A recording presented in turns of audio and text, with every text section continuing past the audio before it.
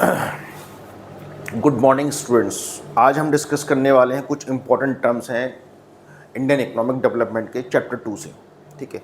और जो बोर्ड में आ चुके हैं इटसेल्फ उन वर्ड्स के ऊपर क्वेश्चंस डायरेक्टली पूछे गए हैं और इम्पॉर्टेंट है, सिंपल है, इजी टू अंडरस्टैंड है और आप बहुत आसानी से उसमें गेन कर सकते हो, मार्क्स बहुत आसानी से ला सकते हो।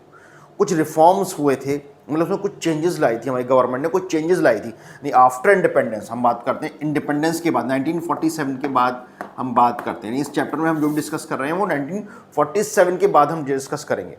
तो जैसे हम कुछ वर्ड्स में यहाँ पर लिख रहा हूँ, जैसे लैंड रिफॉर्म, ठीक है, लैंड रिफॉर्म, लैंड सीलिंग,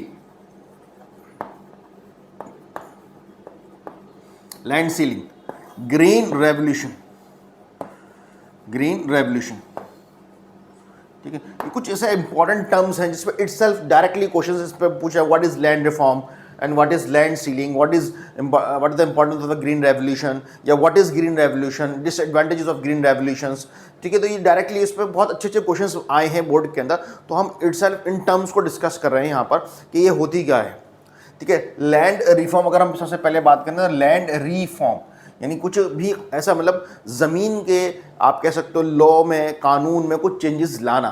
तो यहाँ पर हम सिंपल फोकस कर रहे हैं, जो हमने पॉलिसीज़ बनाई गवर्नमेंट ने, वो अबॉलिशंस किया। किसका अबॉलिशंस किया? एक तो इंटरमीडिएट का, अबॉलिशन ऑफ इंटरमीडिएटरीज, ठीक है, इंटरमीडिएटरीज यानी हमने दलालों को यहाँ से ख़त्म किया। बीच में जो एजेंट थे, दलाल थे, जो किसानों का काम, उनसे पैसा लेकर उनको पूरा प्रॉपर पैसा नहीं देते थे, मतलब उनका अनाज लिया, सब कुछ लिया, क्रॉप ली, ज़मींदारों को बेचा और उनको प्रॉपर मुआवजा कह सकते हो आप, प्रॉपर पैसा नहीं मिला। तो ऐसे जो एजेंट्स है, इंटरमीडिएट से, उनको गवर्नमेंट ने ख़त्म किया और जो ओनरशिप थी, जो उनकी जो ओनरशिप थी, उनको वापस लौटाने का फैसला किया।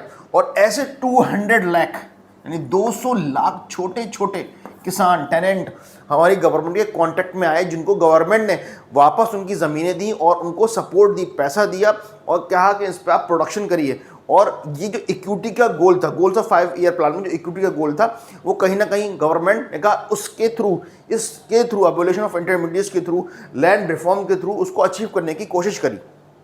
यानी आफ्टर इंडिपेंडेंस, क्योंकि ज़मींदारी सिस्टम था हमारे इंडिया के अंदर, तो बहुत से जो टेनेंट्स थे, जो टिलर्स थे, वो अपनी ज़मीन फाइनेंशियल कंडीशन क्राइसिस की वजह से वो ज़मींदार के पास गिरवी रख दिया करते थे।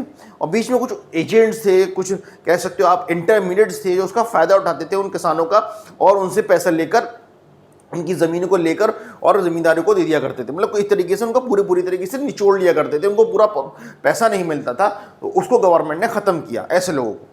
लैंड सीलिंग, यहाँ लैंड सीलिंग की बात हो रही है, तो यहाँ पर ये बताया जा रहा है कि मैक्सिमम आप कितनी लैंड रख सकते हो, मैक्सिमम अमाउंट या मैक्सिमम एरिया कितना आप होल्ड कर सकते हो, maximum land hold by an individual, ठीक है, बाय एन इंडिविजुअल, ठीक है। कितना है? 90 बीघा। भाई अब बीघे पे हम यहाँ डिस्कस नहीं करेंगे कि किस स्टेट में कितना बीघा होता है, किस जगह कितना बीघा होता है, लेकिन एक मैक्सिमम अमाउंट बता दिया कि इतना इंसान के पास, एक इससे ज़्यादा नहीं हो सकता, ओनरशिप नहीं हो सकता। तो इससे ज़्यादा किसी के पास ज़मीन होगी, वो किसके पास चली जाएगी? डायरेक्टली अंडर द गवर्नमेंट, वो उसको गवर्नमेंट रख लेगी। उससे भी क्या फ़ायदा हुआ? जिनकी ज़मीनें थी, जिन्होंने ज़मींदारों ने ले रखा था, उनको धोखा देकर, क्योंकि हमारे जो किसान थे उस ज़माने में बिल्कुल भी पढ़े लिखे नहीं थे, कुछ भी नॉलेज नहीं थी, बहुत सीधे किसान थे, उनकी ज़मीनें उनको बहला फुसला के उन्होंने अपने पास रख रखी थी। वो गवर्नमेंट ने क्या करा? उनकी ज़मीनें वापस करी। एक एक ज़मींदार के पास 2-2 लाख एकड़ इतनी ज़मीनें, मतलब बहुत अनलिमिटेड अमाउंट में ज़मीनें थी, और गवर्नमेंट ने इस तरीके से, इस लैंड सीलिंग से उनकी ज़मीनें वापस दिलवाई और इससे भी इक्विटी का गोल अचीव होने में मदद मिली। लेकिन इसमें भी एक थोड़े से हम ये कह सकते हैं, थोड़ा लूप होल्स आके गवर्नमेंट ने थोड़ा टाइम दे दिया था, कुछ ज़मींदारों ने उसमें कमियां निकाल कर अपने कुछ ज़मीनें बचा ली, आप ये कह सकते हो। लेकिन बहुत हद तक हमारी ज़मीनें यहाँ से निकल के आ गई। अब जो इंपॉर्टेंट बात होती है ग्रीन रेवोल्यूशन, बहुत इंपॉर्टेंट टॉपिक है आपका यहाँ पर ग्रीन रेवोल्यूशन, ठीक है। देखिए मैं ज़्यादा बड़ा टॉपिक खींचूंगा नहीं। ग्रीन रेवोल्यूशन, कभी कभी मैंने देखा है बच्चों को बहुत अच्छी तरीके से बोर्ड के अंदर क्या होता है ग्रीन रेवोल्यूशन, अगर उन बच्चों ने पढ़ा नहीं है तो वो ग्रीन रेवोल्यूशन मतलब एक तरीके से ग्रीनरी पे वो लिखे आते हैं क्वेश्चन। तो बेटा यहाँ पर ग्रीन रेवोल्यूशन का मतलब है using HYV seed, HYV seed का यूज़ होना, यानी हाई यील्डिंग वैरायटी सीड्स, ठीक है, सीड्स इसका यूज़ होना। इससे क्या है, हमारा जो प्रोडक्शन है, हमारा प्रोडक्शन है क्रॉप्स का, वो एकदम बूम कर जाएगा। और ये कब स्टार्ट हुआ था? 1966 में स्टार्ट हुआ था इसका जो फेज़ था, फिर बाद 1970 टू 80 भी स्टार्ट हुआ, ठीक है। ये दो फेज़ में स्टार्ट किया गया, फेज़ 1 और फेज़ 2। इसके भी एक बहुत से रीज़न थे कि भाई ये दो फेज़ों में क्यों किया। अगर जाहिर सी बात है कोई नई टेक्नोलॉजी को हम अडॉप्ट करते हैं और हम पूरी तरीके से एग्रीकल्चर इकनॉमी है और पूरी तरीके से एग्रीकल्चर पर डिपेंड है, और अगर बाई चांस कुछ गड़बड़ हो जाती, वो काम नहीं करता फार्मूला, तो हम उस टाइम एक तरीके से स्कार्सिटी ऑफ रिसोर्सेज में आ जाते। तो इसको दो फेज़ में करा गया और वो दोनों फेज़ सक्सेसफुल हुए, और जिसकी वजह से हम सेल्फ डिपेंडेंट हुए in the field of agriculture. Buffer stock हुआ, हमने बहुत ज़्यादा स्टॉक किया, यानी एक तरीके से आप कह सकते हो डबल प्रोडक्शन हुआ, डबल प्रोडक्शन। फॉर एग्जाम्पल किसी एक पर्टिकुलर फील्ड में जो है आपका 1 लाख टन का प्रोडक्शन हो रहा है, तो अगर आपने ग्रीन रेवोल्यूशन HYV सीड का यूज़ किया था तो 2 लाख का टन का प्रोडक्शन हो गया, यानी जस्ट डबल प्रोडक्शन हो गया। उससे एक तो हमारे पास बहुत ज़्यादा अनाज क्रॉप्स आ गई, यानी हम मार्केटेबल सरप्लस आ गया, मार्केटेबल सरप्लस आ गया। ये बहुत इंपॉर्टेंट टर्म्स है ना, ये बहुत ज़रा यूज़ करेगा, बहुत जो यूज़ कर रहा हूँ, मार्केटेबल सरप्लस। अब यहाँ मार्केटेबल सरप्लस मतलब ये है कि हम अपने पास अपने खाने के लिए भी रख सकते हैं और मार्केट में बेचने के लिए भी रख सकते हैं। अब जब तुम्हारे पास मार्केटेबल सरप्लस आ जाएगा, किसानों के पास मार्केटेबल सरप्लस आ जाएगा, दैट मीन्स उसकी इनकम बढ़ जाएगी, इनकम इंक्रीज हो जाएगी, यानी standard of living Bing high हो जाएगा। वो HYV सीड का यूज़ कर सकता है दोबारा से, और क्या है, उसकी इनकम बढ़ गई। जब इनकम बढ़ेगी तो बहुत सारे रास्ते खुलेंगे, एम्प्लॉयमेंट बढ़ेगा, एम्प्लॉयमेंट जनरेट हुआ। तो ग्रीन रेवोल्यूशन एक बहुत ही इंपॉर्टेंट रोल प्ले करता है हमारे एक तरीके से सेल्फ डिपेंडेंट, सेल्फ रिलायंस होने के अंदर, ठीक है। हाँ, नो डाउट इसमें कुछ नहीं कह सकते कि इसके कुछ फ़ायदे भी हैं, कुछ नुकसान भी हैं। फ़ायदे ये हैं, उसकी मार्केट सरप्लस हुई, हमारे पास बफर स्टॉक हो गया, मतलब इतना स्टॉक हो गया, हम 2-3 साल तक अपने पब्लिक को खाना खिला सकते हैं। In case of emergency, natural calamities के अंदर हम उस बफर स्टॉक से निकाल कर अपने लोगों को बांट सकते हैं खाना। एक तो ये हमें फ़ायदा हुआ, हमें किसी पर डिपेंडेंट नहीं होना, हमें किसी अदर कंट्री पर हम डिपेंडेंट नहीं हुए। हमारा जो इंपोर्ट था, जो हम अमेरिका से जो गेहूं मंगाते थे या और चीज़ें बाहर से कंट्रीज से मंगाते थे खाने के लिए, जब हमारे यहाँ क्राइसिस हो जाया करते थे, अब वो परेशानी हमारे यहाँ दूर हो गई, क्योंकि हमारे पास खुद का प्रोडक्शन है, हम खुद एक्सपोर्ट करने लगे, हमारी इनकम बढ़ गई, हमारी इनकम हो गई। जब इनकम बढ़ती है तो जाहिर सी बात है प्रोडक्शन नहीं बढ़ेगा, हमारे गुड्स बिकेंगे, हमारा GDP इंक्रीज होगा। अब ये इसके कुछ फ़ायदे थे।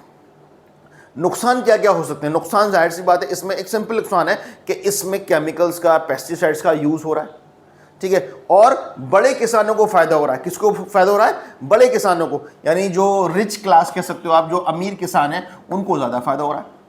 क्यों? क्योंकि ये जो थे HY यील्ड्स वैरायटी सीड थे, वो थोड़े कॉस्टली थे, तो उनको ज़्यादा फ़ायदा हो रहा है। दूसरा, शुरुआत में हमें कब किस टाइम पेस्टिसाइड्स लगाने हैं, कब क्या चीज़ देनी है फसल को, वो फिर हमें नॉलेज लेनी थी शुरुआत में, तो उसमें भी टाइम लगा। थोड़ा सा किसानों को बहुत से ऐसे प्रोग्राम हमारी गवर्नमेंट ने स्टार्ट किए तो आपको बताने के लिए किस तरीके इनका यूज़ करना है। तो नेगेटिव पॉइंट्स में सबसे मेन इंपॉर्टेंट कि सबसे पहला फ़ायदा किसको होता है? रिच किसानों को, वो इसका फ़ायदा उठा रहे थे। दूसरा क्या था? पेस्टिसाइड्स और केमिकल्स का यूज़ हो रहा था ज़्यादा। तो ये कुछ इंपॉर्टेंट पॉइंट्स हैं ग्रीन रेवोल्यूशन के जो आपको करने हैं, नेगेटिव पॉइंट्स, ठीक है। इस पर काफ़ी बहस भी हुई है, ठीक है।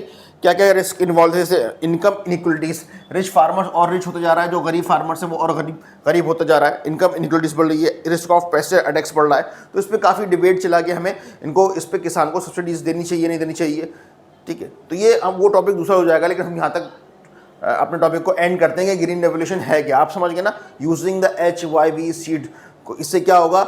Increase the production of crops, जिससे हम क्या बनेंगे? सेल्फ डिपेंडेंट बनेंगे। उससे हमें फ़ायदा हो रहा है, बहुत ज़्यादा फ़ायदा हो रहा है। ये दो फेज़ में स्टार्ट हुआ था, 1966 में और 1970-80 के अंदर। इससे रीजनल डिस्पैरिटीज़ भी आई कि जो है कुछ स्टेट्स बहुत अच्छे हैं क्रॉप्स के लिए, जैसे हमारा UP है, पंजाब है, वो बहुत डेवलप्ड हो गए एग्रीकल्चर में, और बाकी अदर स्टेट इंडस्ट्रीज में डेवलप्ड है, आपने देखा होगा साउथ इंडिया के अंदर।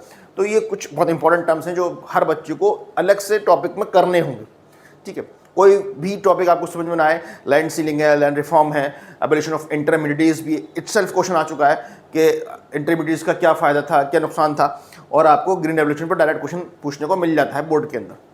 Thank you.